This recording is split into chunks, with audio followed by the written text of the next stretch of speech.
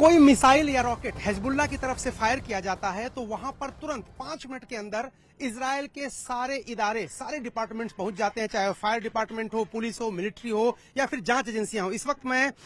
एक ऐसी जगह पर हूं जिसकी लोकेशन रिवील करने के लिए मिलिट्री ने मना किया, लेकिन आप देखिए तस्वीरों में किस तरह से यहां तैयारी हो रही है, ड्रिल चल रही है, क्योंकि यहां पर एक मिसाइल आकर के गिरा है जिसकी वजह से आप देखिए इस घर में आग लग गई थी और ये पूरा घर जल के खाक हो गया है। ऐसे घरों में, ऐसी लोकेलिटीज में जैसे ही कोई सायरन बजता है या कोई प्रोजेक्टाइल या मिसाइल गिरने की संभावना होती है तो तुरंत जो मिलिट्री होती है, वो जांच एजेंसी के लोग या फिर फायर ब्रिगेड के लोग वो तुरंत पहुंच जाते हैं। इस वक्त देखिए यहां पर तस्वीरों में यहां पर ड्रिल चल रही है और ये ड्रिल इसलिए है क्योंकि 5 मिनट के अंदर आप कैसे उस जगह पर पहुंच जाएंगे जहां पर हमला हो चुका है या फिर हमला होने वाला है। ये देखिए बड़ी बात यह है कि हमला हो जाने के बाद तो तुरंत पहुंच जाते हैं। हमला अगर हो सकता है क्योंकि जैसे प्रोजेक्टाइल आता है तो उनको ये पता होता है किस इलाके में जाकर के फटने वाला है। अगर आयरन डोम ने उनको इंटरसेप्ट करके नष्ट नहीं किया तो कहां जाके वो फटने वाला है, वहां पहले ही तैयारी हो जाती है। और ये ड्रिल जो चल रही है, आप देखिए यहां पर तस्वीरों में, ये ड्रिल इसीलिए चलाई जा रही है ताकि अगर कोई मिस हैपनिंग होती है, कोई प्रोजेक्टाइल, कोई मिसाइल,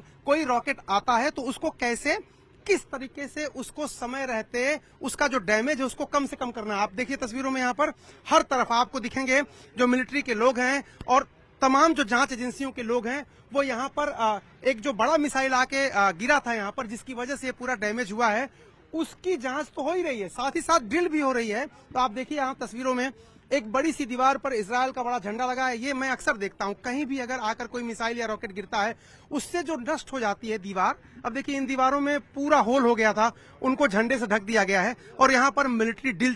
चल रही है इस वक्त कि किस तरह से ऐसी सिचुएशन से निपटा जाए। देखिए सारे जितने भी डिपार्टमेंट हैं, अगर आप देखेंगे तस्वीरों में, यहां पर कैमरामैन राकेश नेगी आपको दिखाएंगे, जितने भी डिपार्टमेंट हैं वो तुरंत ही पहुंचते हैं और तुरंत ही पहुंच करके पूरी स्थिति पर काबू पा लेते हैं। बहुत ही इफेक्टिव मैंने देखा है कि यहाँ का सिस्टम है, मैकेनिज्म है।